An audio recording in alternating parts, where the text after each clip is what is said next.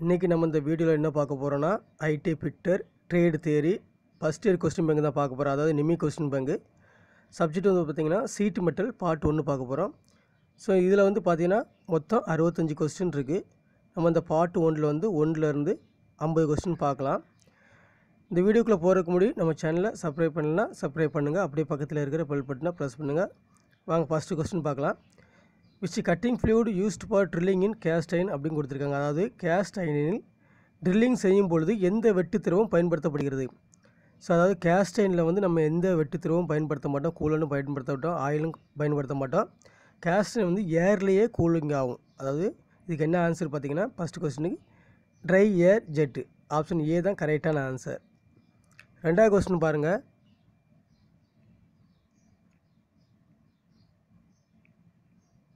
ரெண்டாவது கொஸ்டினில் name the part marked as X in radial drilling machine அப்படின்னு கொடுத்துருக்காங்க. அதாவது ரேடியல் ட்ரில்லிங் மிஷினில் எக்ஸ்னு குறிக்கப்பட்ட பாகத்தின் பெயர் என்னென்னு கேட்டிருக்காங்க. இது ஒரு ரேடியல் ட்ரில்லிங் மிஷின். ஸோ இந்த பார்ட்ஸோடைய நேம் பார்த்தீங்கன்னா ஸ்பிண்டில் கட்டு. ஸோ இது ஆப்ஷன் வந்து பார்த்திங்கன்னா டி தான் கரெக்டான ஆன்சர், ஸ்பிண்டில் கட்டு. அது தெரியல, ஸோ லாஸ்ட்டில் தான் இருக்குது.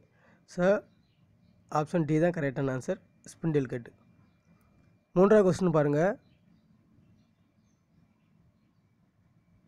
மூன்றாவது கொஸ்டினில் கணக்கு கேட்டிருக்காங்க. அதாவது என்ன பண்ணால் select the spindle speed RPM கேட்டிருக்காங்க. அதாவது HSS drill dia 24 mm and cutting speed 30 m/min to drill mild steel அப்படின்னு கொடுத்துருக்காங்க. அதாவது மைல்டு ஸ்டீலில் துளையிடுவதற்கு வெட்டு வேகம் 30 m/நிமிடம் மற்றும் ஹெச்எஸ்எஸ் ட்ரில் விட்டம் 24 mm எனில் ஸ்பிண்டில் வேகத்தை தேர்ந்தெடு அப்படின்னு கொடுத்துருக்காங்க. ஸோ இதில் வந்து நம்மளுக்கு ஃபார்முலா ஃபஸ்ட் தெரியணும். என்ன ஃபார்முலான்னு பார்த்தீங்கன்னா ஃபஸ்ட்டு நம்மளுக்கு கட்டிங் ஸ்பீடு ஃபார்முலா இருந்தால் நம்ம வந்து ஸ்பிண்டில் ஸ்பீடு ஃபார்முலா நம்ம எடுத்துக்கலாம். அதாவது நம்மளுக்கு என்ன ஃபார்முலா தெரியும்னா ஃபஸ்ட்டு பைடியன் பை 1000. ஸோ இந்த பைடியன் பை 1000 இருந்து நம்ம என்ன செய்கிறோம், எண்ணு கண்டுபிடிக்கும். பைடியன் இது காமன் ஃபார்முலா. அது வெட்டு வேகம், கட்டிங் ஸ்பீட்னா வெட்டு வேகம் ஈக்குவல் டு பைடியன் பை 1000. இது நம்ம படிச்சிட்டோன்னா நம்ம டயா கேட்டாலும் எழுதிக்கலாம். எண்ணு ஸ்பிண்டில் ஸ்பீடுடைய ஒரு சுற்றுக்கு, அதாவது ஒரு நிமிடத்துக்கு எத்தனை சுற்றுகள் சுற்றுகிறது அதுதான் எண்ணுன்னு சொல்லுவாங்க, ஆர்பிஎம்.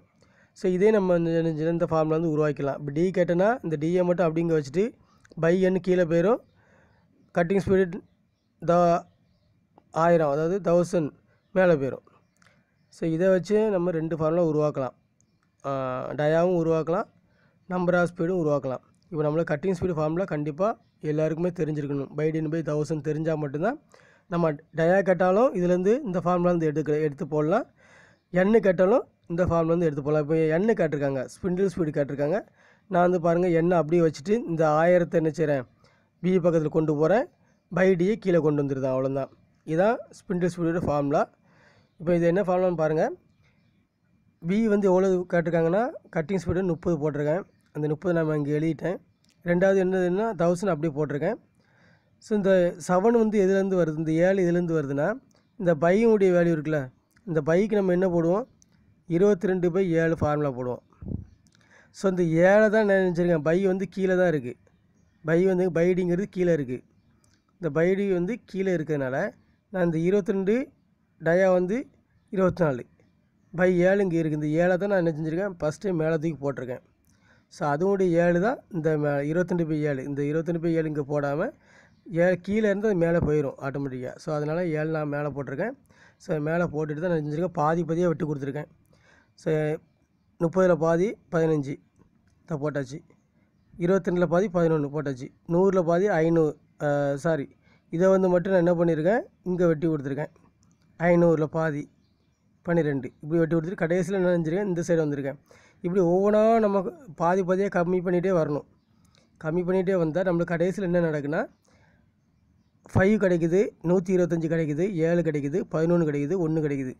ஸோ இதுக்கப்புறம் நான் என்ன செஞ்சுருக்கேன், இந்த 5ஐயும் 7ஐயும் பெருக்கிட்டேன், 35 வந்துட்டு. இந்த 125 அப்படியே வச்சுருக்கேன். இந்த 1ஐயும் இதையும் பெருக்கிட்டேன், 11 வந்திருக்கு. அதுக்கப்புறம் நான் 35ஐயும் 125ஐயும் மல்டிப்ளை பண்ணியிருக்கேன். அதாவது இங்கே பாருங்கள், இதுதான் பெருக்கல், மல்டிப்ளை பண்ணுறேன். 125 35 பெருக்குன்னா 4375 வருது. அதை நான் இங்கே போட்டிருக்கேன். ஸோ கீழே 11 இருக்குது, இந்த 11 நான் அப்படி போட்டேன். அதுக்கப்புறம் என்ன பண்ணேன், இதை டிவைடு பண்ணுறேன். 4375 11 டிவைட் பண்ணுறேன். ஸோ அது நம்மளுக்கு இங்கே கொடுத்துருக்கேன், இதாக இருக்குது. டிவைட் பண்ணால் நம்மளுக்கு வந்து 11 வாய்ப்பாடில் 43ல் 3 டைம் இருக்குது 36. அதுக்கப்புறம் கழிச்சா 10 வருது. ஸோ அதுக்கப்புறம் நம்ம என்ன செய்கிறோன்னா அதை அப்படியே ஓனாக இறக்கி நம்ம என்ன செய்கிறோம், வெட்டு கொடுத்தா நம்மளுக்கு கடைசியில் 393.72 வருது. ஸோ ஆர்பிஎம் வந்து ரவுண்டாக தான் இருக்கும். ஸோ அதனால் நம்ம நினச்சிடும் 400ன்னு மாற்றுறேன். ஸோ 393.2 அதில் இருந்துச்சுன்னா நம்ம அதை ஆன்சராக கொடுக்கலாம். அது இல்லை, அது நியரஸ்ட்டு வந்து 400 ஆர்பிஎம் வந்து 400 மாற்றுவாங்க. எல்லாமே 0 அந்த மாதிரி 350 450 500 550 600 650 இந்த மாதிரி தான் ஆர்பிஎம் இருக்கும். ஸோ அதனால் நான் 400 ஆர்பிஎம் அதில் இருக்குது. நான் அதனால் 400 ஆர்பிஎம் நான் ஆன்சராக எடுத்திருக்கேன். பாருங்கள், இதில் ஆன்சர் வந்து பார்த்தோன்னா இதுக்கு சி தான் ஆன்சர், 400 ஆர்பிஎம். 4வது கொஸ்டின் பாருங்கள்.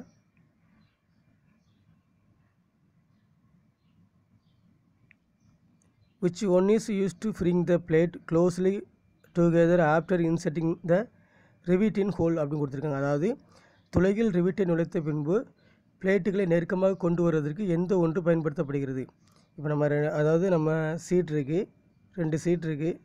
இந்த 2 சீட்லேயே நம்ம ரிவிட்டை வந்து உள்ளே ரிவிட்டை நுழைச்சிட்டோம். இப்போ இந்த 2 சீட்டை நியரஸ்ட்டாக உள்ள கேப் இருக்குது, அதை வந்து நம்ம நெருக்கமாக கொண்டு வரக்கு என்னென்னா நம்ம இந்த மாதிரி ஒரு டூல் இருக்குது, அதை இந்த டூலை இந்த மேலே இப்படி வச்சுருவாங்க. வச்சுட்டு நம்மளுக்கு இது பண்ணுவாங்க, அடித்தா நம்மளுக்கு சீட் நெருக்கமாக வந்துடும். அது என்னென்னா ரிவிட் செட்டு தான். ஆன்சர் வந்து சி தான் கரெக்டான ஆன்சர், ரிவிட் செட். அதுக்கு பேர். 5வது கொஸ்டின் பாருங்கள். What is the use of bent snip அப்படின்னு கொடுத்துருக்காங்க. அதாவது வளைவு நிப்ஸின் பயன் என்ன? வளைவு நிப்ஸின் பயன் என்னென்னா அது வந்து சிசர் தான் நம்மளுக்கு எப்படின்னா பெண்டாக இருக்கும், இப்படி இருக்கும் இது கைப்பிடி. ஸோ இந்த பெண்டு நீப்புடைய வேலை என்னென்னு பார்த்தீங்கன்னா வட்டமாக கட் பண்ணுறது. ஒரு சீட்டை வட்டமாக கட் பண்ணுறது தான் இந்த ஸ்பெண்டு நீப்பினுடைய பயன். அப்போ சர்க்குலர் கட்டு, வட்டமாக வெட்டுறது சர்க்குலர். டி தான் ஆப்ஷன் டி தான் கரெக்டான ஆன்சர். 6வது கொஸ்டின் பாருங்கள். 6வது கொஸ்டினில் name the part of levers are marked as எக்ஸ்ன்னு கொடுத்துருக்காங்க. அதாவது எக்ஸ்ன்னு குறிக்கப்பட்ட லிவர்ஸ் இயரின் பாகத்தின் பெயர். ஸோ இது என்னென்னு கேட்டிருக்காங்க. இது வந்து லோயர் பிளேடு, அப்போ ஆப்ஷன் சி தான். இது மேலே இது வந்து பார்த்திங்கன்னா அப்பர் பிளேடு. ஸோ நம்மளுக்கு வந்து இதுதான் கீழே உள்ளதான் கேட்டிருக்காங்க. கீழே உள்ளதுக்கு ஆன்சர் வந்து லோயர் பிளேடு தான், சி தான் ஆன்சர். 7வது கொஸ்டின் பாருங்கள்.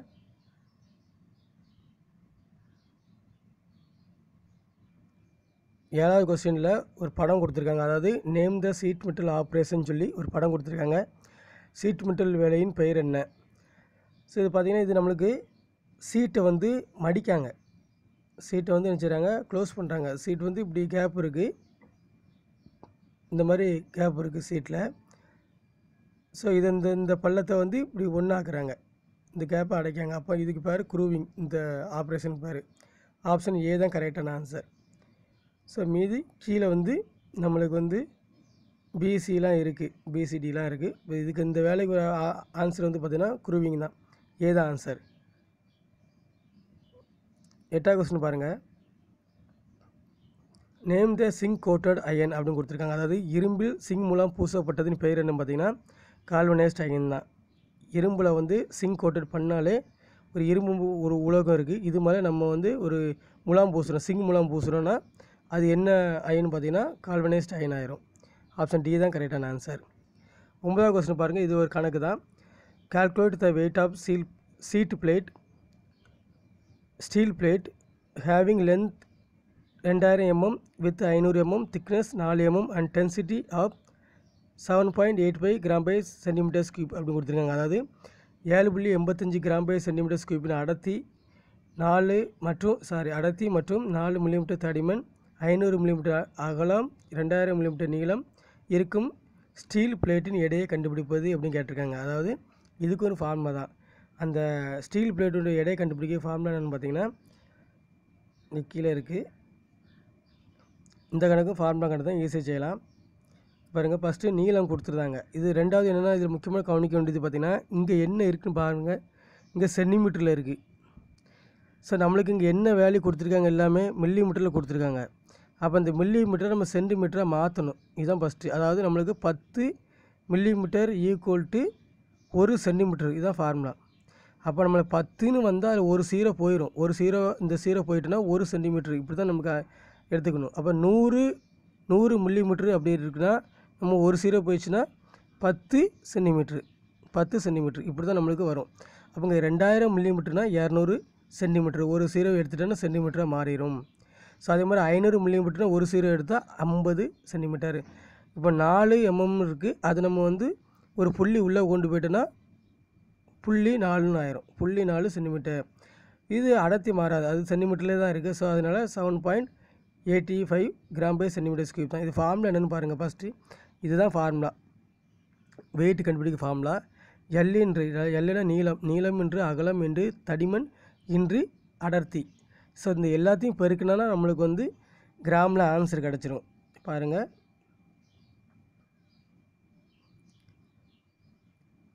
ஸோ இது நம்ம எல்லாத்தையும் மல்டிப்ளை பண்ணியிருக்கோம். இந்த வேல்யூ 200, 50, 0.4, 7.85 எல்லாத்தையும் பெருக்கியிருக்கோம். ஸோ என்ன கிடச்சி ஃபஸ்ட்டு இதை ரெண்டையும் பெருக்கினா நம்மளுக்கு வந்து 10,000 கிடச்சிரும். 10,000 கிடச்ச பிறகு ஒரு ஜீரோவுக்கு பெருக்கும்போது புள்ளி இங்கே வந்துடும், ஒரு ஜீரோ இங்கே வந்துடும். அப்புறம் இங்கேருந்து 2 ஜீரோ இருக்குது. இந்த 2 ஜீரோவுக்கு நம்ம இங்கே தான் முழு நம்பரை மாறிடும். மீதி 10 மட்டும் அப்படியே இருக்கும். அதனால நான் 10 × 4 முழு நம்பர் அந்த புள்ளிலாம் எடுத்துட்டேன். புள்ளிலாம் போயிட்டு இந்த ஒவ்வொரு ஜீரோவுக்கு பெருக்கும்போது 4 × 785 இருக்குது. இப்போ இந்த 10 நான் அப்படியே வச்சுக்கிட்டேன். இது 4ஐயும் நான் 785 மட்டும் மல்டிப்ளை பண்ணுறேன். இந்த இருக்குது, இங்கே மல்டிப்ளை பண்ணியிருக்கேன். பண்ணால் 3840 வருது. ஸோ இங்கே நம்ம 10 பெருக்கல் பெருக்கணும். ஸோ அதனால் ஒரு ஜீரோ லாஸ்ட்டில் சேர்த்துக்கலாம். இப்போ சேர்த்துக்கிட்டால் நம்மளுக்கு 31,400 கிராம்னு வரும். இந்த கிராமை தான் நான் என்ன செஞ்சுருக்காங்க, கிலோ ஆன்சர் வந்து கிராமில் இல்லை. கிராமில் இருந்தால் இதுதான் கரெக்டு. கிராமில் இல்லை, அது கிலோகிராம் மாற்றலாம். எப்படி கிலோகிராம் மாற்றலான்னா 3 ஜீரோ நம்ம வந்து உள்ளே கொண்டு போய்ட்டுனா கேஜாக மாறிடும். இப்போ 1000 கிராம், இப்போ 1000 கிராம்னால் நம்ம என்ன சொல்கிறோம், 1000 கிராம் வந்து நம்ம 1 கேஜின்னு சொல்கிறோம். 1000 கிராம் தான் 1 கேஜின்னு சொல்கிறோம். அப்போ இங்கே 31,000 கேஜிங்கிறது 31,000 கிராம்னா 31,000 கேஜி இப்படி தான் வரும் ஆன்சர். ஒரு கேஜாக 1000 கிராம் ஒரு கேஜாக மாற்றினா 3 ஜீரோ உள்ளே கொண்டு வந்துடணும். பாருங்கள், இப்போ வந்து 1000 கிராம் இருக்குது, அதை கேஜாக மாற்றுறேன். ஒரு கேஜாக மாற்றும் போது இந்த ஜீரோ 3 ஜீரோ உள்ளே வந்துட்டுனா நம்மளுக்கு 1.0 அந்த மாதிரி வந்துடும். 1.00னா 1 கேஜி தான் ஆன்சர். அதே மாதிரி நான் 3 ஜீரோ உள்ளே கொண்டு வந்துட்டேன்னா 31.4 கேஜின்னு மாறிடும். ஸோ இதுக்கு ஆன்சர் வந்து பார்த்திங்கன்னா 31.4 தான் ஆன்சர். ஆப்ஷன் பி தான் கரெக்டான ஆன்சர், 31.4 கேஜி. 10வது கொஸ்டின் பாருங்கள்.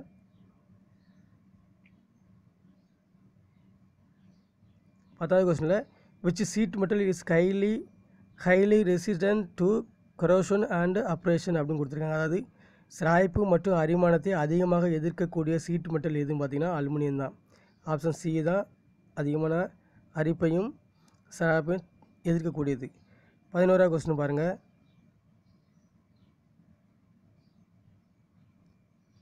11வது கொஸ்டினில் what is the formula to calculate the size across flat to flat of regular hexagon அப்படின்னு கொடுத்துருக்காங்க. அதாவது ஒழுங்கான அருங்கோணத்தின் 2 பிளாட்டுகளின் குறுக்குவெட்டு அளவை கணக்கிடுவதற்கு ஃபார்முலா என்னென்னு கேட்டிருக்காங்க. அதாவது ஹெக்ஸகனாக நம்மளுக்கு தெரியும். ஸோ இந்த மாதிரி ஒரு வடிவத்தை தான் நம்ம ஹெக்ஸகன் சொல்கிறோம். அதாவது 6 பட்டைகள், அதாவது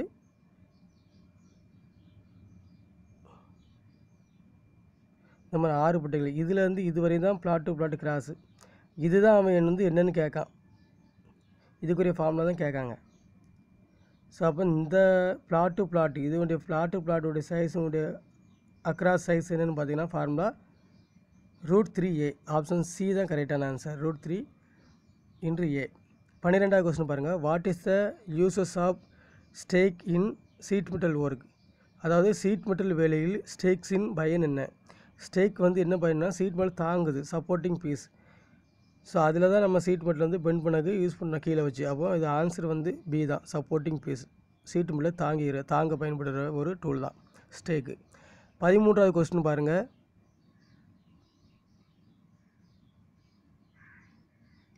13வது கொஸ்டினில் what is the material of solder அப்படின்னு கொடுத்துருக்காங்க. அதாவது சால்டரின் பொருள் என்னவாக வரும். சால்டருடைய பொருள் வந்து பியூர் மெட்டலாக இருக்கும் அல்லது கலவையாக இருக்கும். ஆப்ஷன் சி தான் கரெக்டான ஆன்சர். 14வது கொஸ்டின் பாருங்கள். Which flux used for soldering sheet. அதாவது ஸ்டீலை சால்டரிங் செய்வதற்கு எந்த ஃப்ளக்ஸ் பயன்படுத்தப்படுகிறது.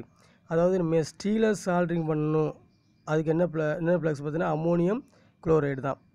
ஸ்டீல்னு வந்தால். அதே நேரத்தில் டின்னுன்னு வந்துச்சுன்னா சிங்க் குளோரைடு. இப்போ நம்மளுக்கு இந்த அமோனியம் இந்த ஸ்டீலு தான் கேட்டிருக்காங்க. ஸ்டீலுக்கு வந்து சால்ட்ரிங் பண்ணக்கு என்ன ப்ளக்ஸ்ன்னு பார்த்தீங்கன்னா அமோனியம் குளோரைடு தான். ஆப்ஷன் ஏ தான் கரெக்டான ஆன்சர். 15வது கொஸ்டின் பாருங்கள். 15வது கொஸ்டினில் what is the purpose of groover அப்படின்னு கொடுத்துருக்கு. அதாவது குருவரின் நோக்கம் என்ன? ஸோ இந்த குருவரின் என்ன நோக்கம் என்னன்னா அது நான் சொன்ன மாதிரி தான்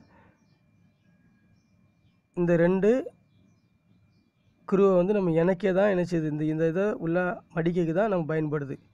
ஸோ அப்போ வந்து அந்த மடிப்பை வந்து க்ளோஸ் பண்ணக்கு லாக் பண்ணக்கு பயன்படுது. ஸோ அப்போ குருவர் நோக்கம்னா closing and locking of seam. சீம்னா மடிப்பு. மடிப்பை வந்து மூடுவதற்கும் லாக் பண்ணுவதற்கும் பயன்படுறது தான் குரோவர். ஆப்ஷன் சி தான் கரெக்டான ஆன்சர். 16வது கொஸ்டின் பாருங்கள்.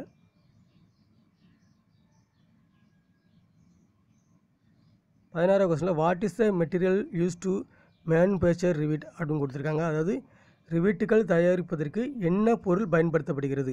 ரிவிட் வந்து எந்த மெட்டீரியல் தயாரிக்காங்க பார்த்தீங்கன்னா மைல்டு ஸ்டீல் தான். ஆப்ஷன் டி தான் கரெக்டான ஆன்சர், மைல்டு ஸ்டீல். 17வது கொஸ்டின் பாருங்கள். Name the part marked as X in the Revit அப்படின்னு கொடுத்துருக்காங்க. அதாவது ரிவிட்டில் எக்ஸ் என குறிக்கப்பட்ட பாகத்தின் பெயர். ஸோ இப்போ இந்த எக்ஸுங்கிற பாகத்தின் பெயர் என்ன பார்த்தீங்கன்னா பாடி. ஸோ ஆப்ஷன் பி தான் கரெக்டான ஆன்சர். இது வந்து டெயில், இது ஹெட்டு. ஸோ இது வந்து இதுதான் டயா. இதில் வந்து இது வரைக்கும் டயா. ஸோ இதுதான் இந்த ரிவிட்டுடைய பார்ட்ஸு. இது ஹெட்டு, இது டெய்லு, இப்போ எக்ஸும் கொடுத்துட்டு பாடி. ஸோ நம்மளுக்கு பாடி தான் கொடுத்துருக்காங்க. ஆப்ஷன் பி தான் கரெக்டான ஆன்சர். 18வது கொஸ்டின் பாருங்கள்.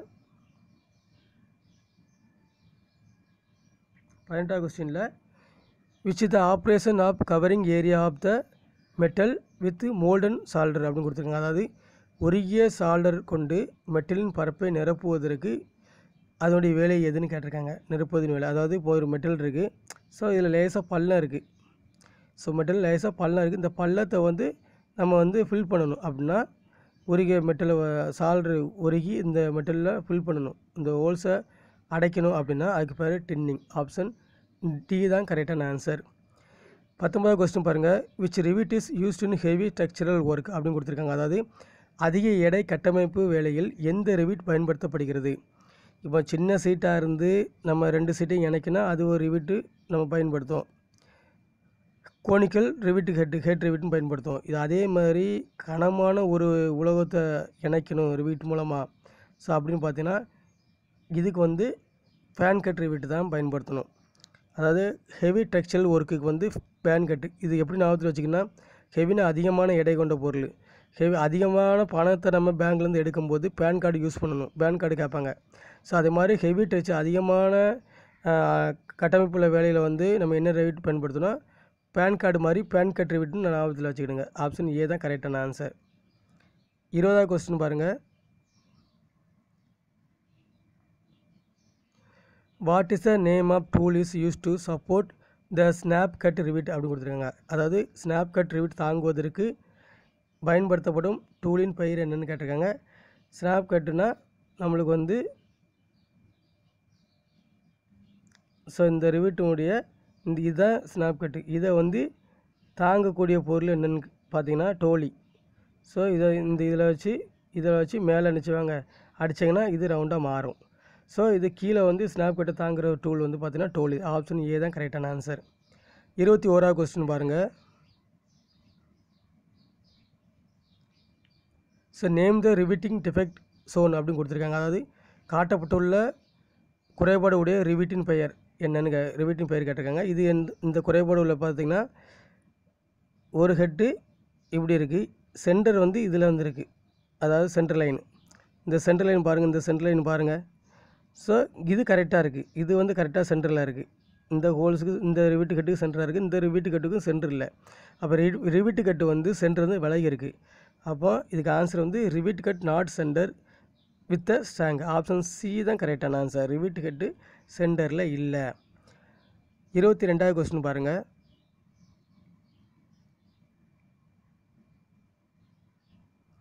which tool used in sheet metal work to scrape a circle or arc with a large diameter அப்படின்னு கொடுத்துருக்காங்க. அதாவது ஒரு பெரிய விட்டத்திற்கு ஆரம் அல்லது வட்டம் வரைவதற்கு சீட் மெட்டல் வேலையில் எந்த ஒரு டூல் பயன்படுத்தப்படுகிறது?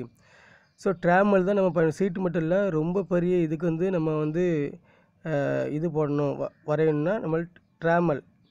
ஸோ இந்த மாதிரி ட்ராமல் இதை வச்சு தான் நம்ம இந்த இதை பாயிண்ட் வந்து ஸ்க்ரைபரை வந்து நம்ம இதுக்கு ஏற்ற மாதிரி எங்கேனாலும் வச்சுக்கலாம், இங்கேயும் வச்சுக்கலாம், இங்கேயும் வச்சுக்கலாம். ஸோ அப்போ அந்த ட்ராமர் வந்து நம்ம எங்கேனாலும் வச்சுக்கலாம்.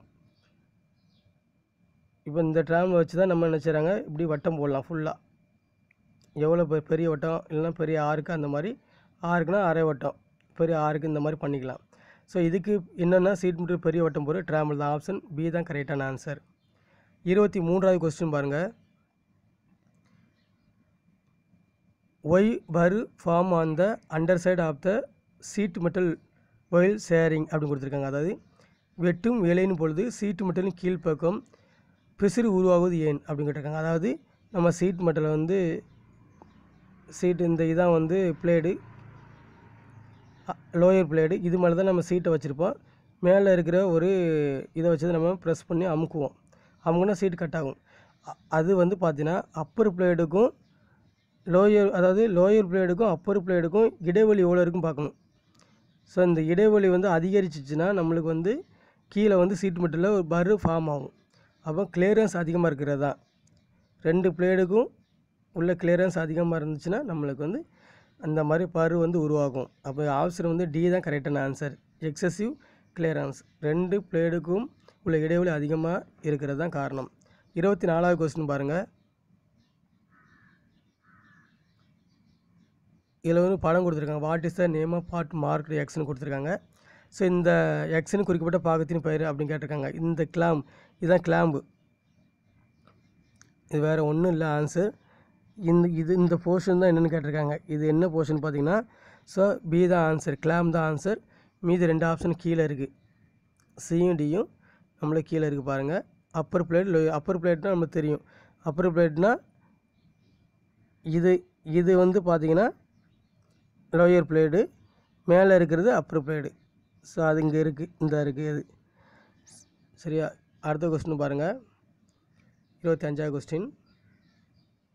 இந்த கொஸ்டினில் what is the uses of groover in sheet metal ஒர்க்குன்னு கொடுத்துருக்காங்க. அதாவது சீட்டு மெட்டல் வேலையில் குரூவரின் பயன் என்ன? நம்ம ஏற்கனவே பார்த்துருக்கோம் குரூவர்னால் ஸோ மடிக்கிறது தான், மடிக்க பயன்படுற ஒரு இதுதான் நம்ம குரூவர்னு சொல்கிறோம். ஸோ சீமை மடிக்கிறது, அதாவது மூடுறதுக்கு.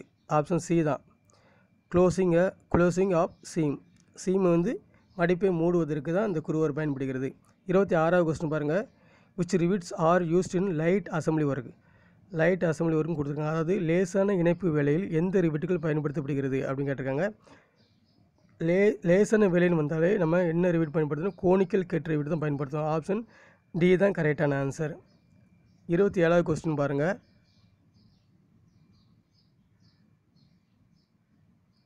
இந்த கொஸ்டினில் what is the tool use to form the other end of rivet கட்டுன்னு கொடுத்துருக்காங்க. அதாவது ரிவிட் கட்டின் அடுத்த முனை உருவாக்குவதற்கு என்ன டூல் பயன்படுகிறது? ஸோ நம்மளுக்கு ரிவிட் கட்டில் வந்து பார்த்தீங்கன்னா ஒரு இதில் ஆட்டோமேட்டிக்காகவே இருக்கும், ஹெட் இருக்கும்.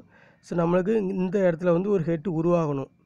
இந்த இடத்துல நம்மளுக்கு ஒரு ஹெட் உருவாகணும்னா அது எந்த டூல் பயன்படுத்து பார்த்திங்கன்னா ரிவிட் ஸ்னாப் தான். ஆப்ஷன் டி, இதை வச்சு தான் நம்ம நினச்சவங்க அடுத்த ஹெட்டு உருவாக்க முடியும். அப்போ டி தான் கரெக்டான ஆன்சர். 28வது கொஸ்டின் பாருங்கள். What is the name of the notch in sheet metal work அப்படின்னு கொடுத்துருக்காங்க. அதாவது சீட் மெட்டல் வேலையில் நாச்சின் பெயர் என்ன? இந்த நாச்சு பார்த்தீங்கன்னா ஸ்கொயர் நாச், 4 பக்கமும் வெட்டப்பட்டு மடிச்சிருப்பாங்க. அப்போ ஸ்கொயர் நாச். ஆப்ஷன் சி தான் கரெக்டான ஆன்சர். 29வது கொஸ்டின் பாருங்கள். What type of mallet used for hollowing panel fitting அப்படின்னு கொடுத்துருக்காங்க. அதாவது ஹாலோயிங் பேனல் ஃபிட்டிங் செய்வதற்கு பயன்படுத்தப்படும் மேலட்டின் வகை என்னன்னு கேட்டிருக்காங்க. அதாவது ஹாலோயிங் பேனல் ஃபிட்டிங் செய்வதற்கு என்ன மேலட்னா போசிங் மேலட் பயன்படுத்துவாங்க. ஆப்ஷன் டி தான் கரெக்டான ஆன்சர், போசிங் மேலட். 30வது கொஸ்டின் பாருங்கள்.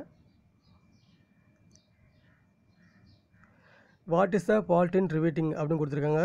ரிவிட்டிங் செய்வதில் உள்ள குறைபாடு என்ன? ஸோ இங்கே பார்த்தீங்கன்னா ஒரு பிளேட்டில் இந்த கேப் தெரியுது, ரிவிட்டு இந்த ஷாங் பக்கத்தில் கேப் இருக்குது, இங்கேயும் கேப் இருக்குது. அப்போ இந்த மாதிரி கேப் இருந்துச்சுன்னா பிளேட்டுடைய ஹோல் வந்து சென்டரில் இல்லை, பிளேட்டில் ஹோல் வந்து விலகி இருக்குது. ஒரு பிளேட்டு வந்து இங்கே ஹோல்ஸ் போட்டிருக்காங்க, 2வது பிளேட்டு வந்து பார்த்திங்கன்னா ஹோல்ஸ் வந்து இங்கே இருக்குது, தள்ளி இருக்குது, சென்டரில் இந்த சென்டரில் இங்கே இல்லை. சரி கொஞ்சம் வளைகி இருக்குது. அப்போ இந்த ஹோல் வந்து சென்டரில், பிளேட்டினுடைய ஹோல் வந்து சென்டரில் இல்லை. அப்போ holes on plate are not line, D தான் answer. Holes on the plate are not in line, லைனுக்கு நேரே இல்லை, ஹோல்ஸ் இல்லை. அப்போ 30வது கொஸ்டின் ஆன்சர் டி தான் ஆன்சர். 31வது கொஸ்டின் பாருங்கள்.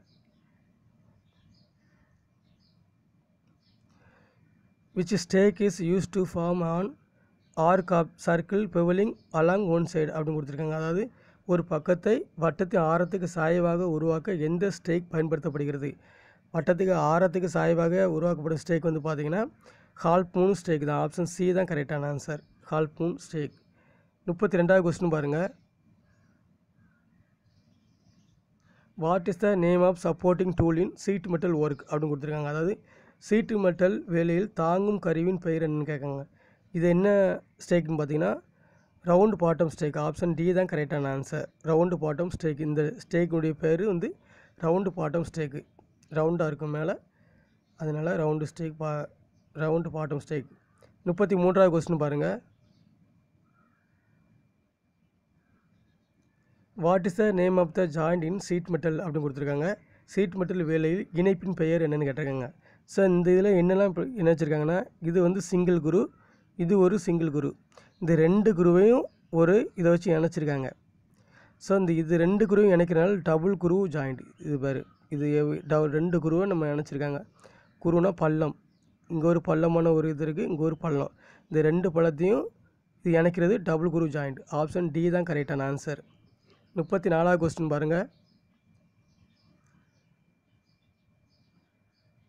What is the maximum cutting capacity of snip அப்படின்னு கொடுத்துருக்காங்க. அதாவது ஸ்னீப்பின் அதிகபட்ச வெட்டும் திறமை என்னவாக இருக்குன்னா, நம்ம ஒரு சிசர், அதாவது ஸ்னீப்னுங்கிறது வந்து கத்திரிக்கோள் தான், அது கத்திரிக்கோளை தான் நம்ம என்ன செய்கிறோம் ஸ்னீப்னு சொல்கிறோம். ஸோ இதை வச்சு பார்த்திங்கன்னா நம்மளுக்கு திக்னஸ், சீட்டோடைய திக்னஸ் பார்த்திங்கன்னா 1.2 mm, 1.2 mm திக்னஸ் உள்ள சீட்டை வந்து ஸ்னீப்பால் கட் பண்ணலாம். ஸோ ஆப்ஷன் ஏ தான் கரெக்டான ஆன்சர், 1.2 mm திக்னஸ். 35வது கொஸ்டின் பாருங்கள். What is the name of supporting tool in sheet metal work அப்படின்னு கொடுத்துருக்காங்க. சீட் மெட்டல் வேலையில் தாங்கும் கருவியின் பெயர் என்னன்னு கேட்டிருக்காங்க. இந்த டூல், இந்த ஸ்டேக் வந்து என்ன ஸ்டூல்னு பார்த்தீங்கன்னா half moon stake. Option C தான் கரெக்டான ஆன்சர். 36வது கொஸ்டின் பாருங்கள். Which riveting tool is use to form the final shape of rivet அப்படின்னு கொடுத்துருக்காங்க. அதாவது ரிவிட்டின் இறுதியான வடிவம் உருவாக்குவதற்கு பயன்படுத்தப்படும் ரிவிட்டிங் டூல் எதுன்னு கேட்டிருக்காங்க. இது இறுதியான வடிவம் அப்படி அதான் சொல்கிறேன். இந்த ரிவிட் கட் இருக்குது, இங்கே ஒரு ரிவிட் கட்டு ஃபார்ம் பண்ணணும். இந்த ரிவிட் கட்டு ஃபார்ம் பண்ணால் இறுதியான வடிவம் கிடச்சிரும். ஸோ இந்த இறுதியான வடிவம் கிடைக்க பயன்படுத்தப்பட்ட ரிவிட்டிங் டூல் வந்து பார்த்திங்கன்னா ரிவிட் ஸ்னாப் தான். ஆப்ஷன் டி தான் கரெக்டான ஆன்சர், ரிவிட் ஸ்னாப். 37வது கொஸ்டின் பாருங்கள். What is the name of riveting defect அப்படின்னு கொடுத்துருக்காங்க. அதாவது ரிவிட்டிங் குறைபாட்டின் பெயர் என்னென்னு கேட்டிருக்காங்க. ஸோ இங்கேருந்து பார்த்தீங்கன்னா இங்கே வந்து ரிவிட் பண்ணதில் ஒரு அதிகபட்ச வால் தெரியுது, சைடில் பொப்பிட்டு வருது. அதாவது இப்படி தான் இருக்கணும் ரிவிட்டு. ஆனால் இங்கே பார்த்தீங்கன்னா இந்த மாதிரி ஒரு பள்ளம் வந்து அதுக்கப்புறம் பள்ளம் வந்து இப்படி வந்திருக்கு. அப்போ இது ஏன் இந்த மாதிரி சைடில் விலகி வருது, நிறையா சைடில் போய்ட்டுருக்கு அப்படின்னு பார்த்தீங்கன்னா, இதில் நீளம் அதிகமாக இருந்தால், சேங்குடைய லென்த்து அதிகமாக இருந்துச்சுன்னா நம்மளுக்கு வந்து என்ன செய்யும், சைடில் இந்த மாதிரி போகும், சைடில் வால் மாதிரி போயிட்டுருக்கும். கம்மியாக இருந்துச்சுன்னா, அந்த லென்த்து கம்மியாக இருந்துச்சு, சேங்குடைய லென்த்து கம்மியாக இருந்துச்சுன்னா முட்டை கம்மியாக வரும். இங்கே கீழே வந்து பார்த்தீங்கன்னா அதிகமாக இருக்கும் ரிவிட்டு கட்டு, மேலே ரிவிட்டு கட்டு சைஸும் சின்னதாக இருக்கும். இது கம்மியாக இருந்தால், அப்போ நம்மளுக்கு வந்து சைடில் விரிஞ்சிட்டு போகுதுன்னா நீளமாக இருக்குது அர்த்தம். அப்போது டூ மச் அலவன்ஸ் ஆஃப் சேங்குடைய அலவன்ஸ் அதிகமாக இருக்குது. ஆப்ஷன் பி தான் கரெக்டான answer, too much allowance of shank. 38வது கொஸ்டின் பாருங்கள். Name the tool use to make fluid tight joint in riveting அப்படின்னு கொடுத்துருக்காங்க. அதாவது ரிவிட்டிங் செய்வதில் திரவம் கசியாத இறுக்கமான இணைப்பு உருவாக்குவதற்கு எந்த டூல் பயன்படுத்தப்படுகிறது? திரவம் கசியாத இறுக்கமான இணைப்புக்கு வந்து புல்லரிங் டூல் தான். ஆப்ஷன் சி தான் கரெக்டான ஆன்சர். 39வது கொஸ்டின் பாருங்கள். What is the name of tool use to cut thicker sheet அப்படின்னு கொடுத்துருக்காங்க. அதாவது தடிமனான சீட்டுகளை வெட்டுவதற்கு பயன்படுத்தப்படும் டூலின் பெயர் என்னென்னு பார்த்தீங்கன்னா லிவர் ஷேர் தான். ஆப்ஷன் பி தான் கரெக்டான ஆன்சர். லிவர் ஷேர்ஸ் வச்சு தான் சீட்டு அதிகமானதை நம்ம கட் பண்ணுவாங்க. 40வது கொஸ்டின் பாருங்கள். Which stake is used for making sharp bend அப்படின்னு கொடுத்துருக்காங்க. அதாவது கூர்மையான வளைவுகளை உருவாக்குவதற்கு எந்த ஸ்டேக் பயன்படுத்தப்படுகிறது? இந்த கூர்மையான வளைவுகளை உருவாக்குற டூல் வந்து என்ன பார்த்தீங்கன்னா ஹெட்செட் ஸ்டேக் தான். ஆப்ஷன் பி தான் கரெக்டான ஆன்சர், ஹெட்செட் ஸ்டேக். 41வது கொஸ்டின் பாருங்கள். What is the name of stake அப்படின்னு கேட்டிருக்காங்க. அதாவது இந்த ஸ்டேக்கின் பெயர் என்ன? படம் ஒரு கொடுத்துருக்காங்க. இது என்ன ஸ்டேக் பார்த்தீங்கன்னா புனல் ஸ்டேக் தான். ஆப்ஷன் சி தான் கரெக்டான ஆன்சர். புனல் மாதிரி இருக்கும். ஸோ புனல் மாதிரி நம்மளுக்கு இந்த மாதிரி இருக்கும். புனல் ஷேப்பில் நம்மளுக்கு பாதி எடுத்துக்கிடுங்க. பாதி எடுத்துக்கிட்டிங்கன்னா நம்மளுக்கு தெரியும். இந்த மாதிரி கார்னர் போட்டிருக்காங்கல்ல. ஸோ இதுதான் புனல் ஷேப். பாதி கார்னர் கீழே இருக்கும். ஸோ போட்டால் நம்மளுக்கு புனல் ஷேப்பில் வந்துடும். ஸோ இது வந்து புனல் ஸ்டேக். 42வது கொஸ்டின் பாருங்கள். Which flux is used for soldering tin sheet அப்படின்னு கொடுத்துருக்காங்க. அதாவது டின் சீட்டுகளில் சால்ட்ரிங் செய்வதற்கு எந்த ஃப்ளக்ஸ் பயன்படுத்தப்படுகிறது? ஸோ நம்ம ஏற்கனவே ஸ்டீல் பார்த்தோம். ஸ்டீலில் வந்து ammonium chloride.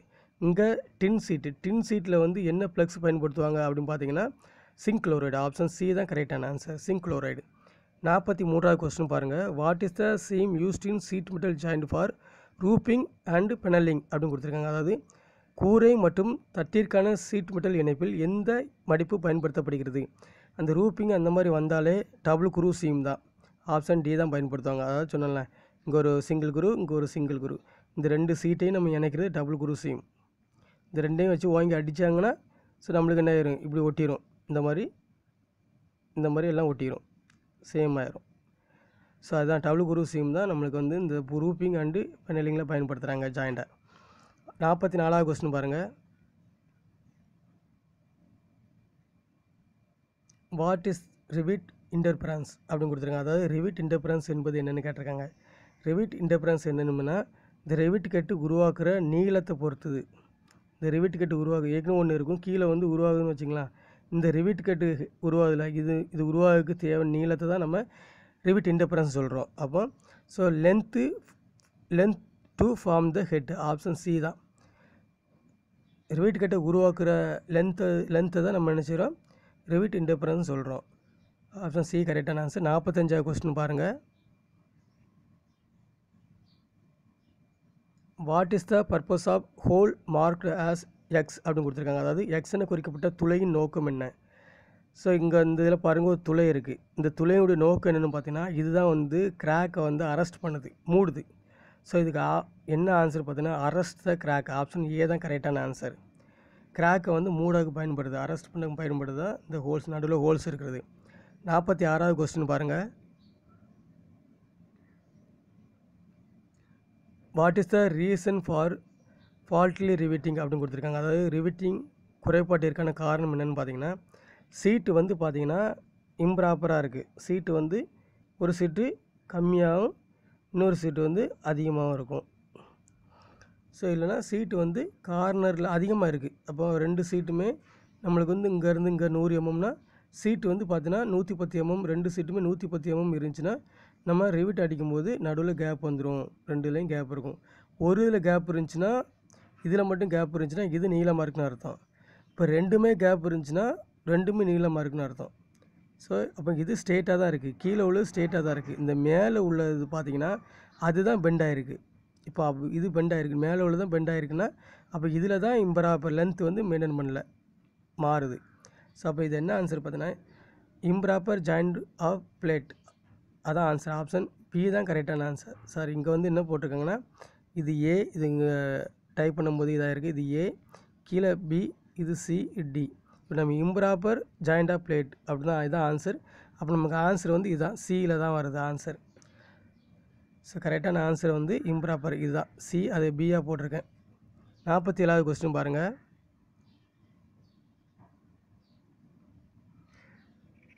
How the distance of first rivet in is determined from the side edge அப்படின்னு கொடுத்துருக்காங்க. அதாவது பக்க விளிம்பிலிருந்து முதல் ரிவிட்டின் தூரத்தை எப்படி கண்டுபிடிப்பாய் அப்படின்னு கேட்டிருக்காங்க. அதாவது நம்மளுக்கு ஒரு சீட் இருக்குது, இந்த சீட்லேருந்து நம்மளுக்கு ஃபஸ்ட்டு ரிவிட் தேவைப்படுது. நம்ம எந்த இடத்துல ஃபஸ்ட்டு ரிவிட் நம்ம வந்து செட் பண்ணுவோம் அப்படின்னு பார்த்தீங்கன்னா இந்த ரிவிட் கட்டுடைய டயா இது டயா பார்க்குங்க. இது டயா வந்து 10 mm அப்படின்னா, ஸோ நம்ம 10 mm 2ஆல் பெருக்குங்க. 10 × 2 பெருக்குனா 20 mm வரும். ஸோ அப்போ இந்த கார்னர்லேருந்து இந்த 20 mm தள்ளி தான் நம்ம ரிவிட்டு நம்ம வந்து செட் பண்ணணும், ஃபிட்டிங் பண்ணணும். ஸோ 20 mm அது அப்போ நம்மளுக்கு என்னென்னா இந்த ரிவிட் டயா வந்து நம்ம 2ஆல் பெருக்கிறணும். அப்போ ஆப்ஷன் பி தான் கரெக்டான ஆன்சர். 2 × டயா ரிவிட் இதை பெருக்குனா நம்ம அந்த விளிம்புலேருந்து எவ்வளோ தூரத்தில் வந்து நம்ம வந்து ரிவிட் செட் பண்ணணும்னா 20 mm. இது ஒரு எக்ஸாம்பிள் நான் சொல்கிறேன். 20 mm இப்போ 10 டயா இருந்துச்சுன்னா ரிவிட் டயா. ஸோ அது ஃபார்முலா 2 × டயா ஆஃப் த ரிவிட். அதை நீங்கள் இது பண்ணிடுங்க, டயா வந்து பெருக்கிருங்க 2ஆல். 48வது கொஸ்டின் பாருங்கள்.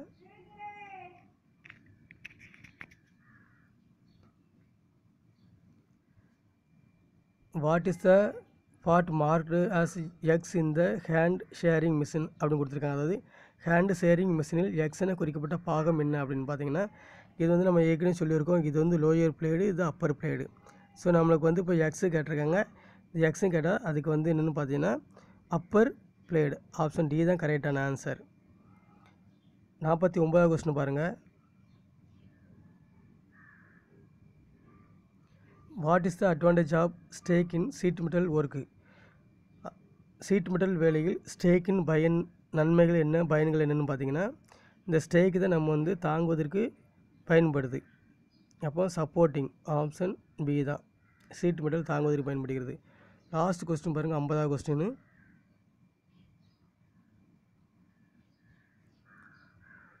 What is the tool marked as in riveting அப்படின்னு கொடுத்துருக்காங்க. அதாவது ரிவிட்டிங் செய்வதில் எக்ஸ் என குறிக்கப்பட்ட டூலின் பெயர் என்னென்னு பார்த்தீங்கன்னா, இது வந்து காக்லிங் டூல். இது காக்கிங் டூல். இது காக்லிங் டூல் என்னென்னா, நம்ம சீட் இருக்குல்ல, இந்த சீட்டில் வந்து பார்த்தீங்கன்னா சைடில் கொஞ்சம் கேப் இருக்குமா, அந்த கேப்பை மூடணும். இந்த இடைவெளியை மூடக்கு தான் பயன்படுற டூல் வந்து காக்கிங் டூல். ஆப்ஷன் டி தான் கரெக்டான ஆன்சர்.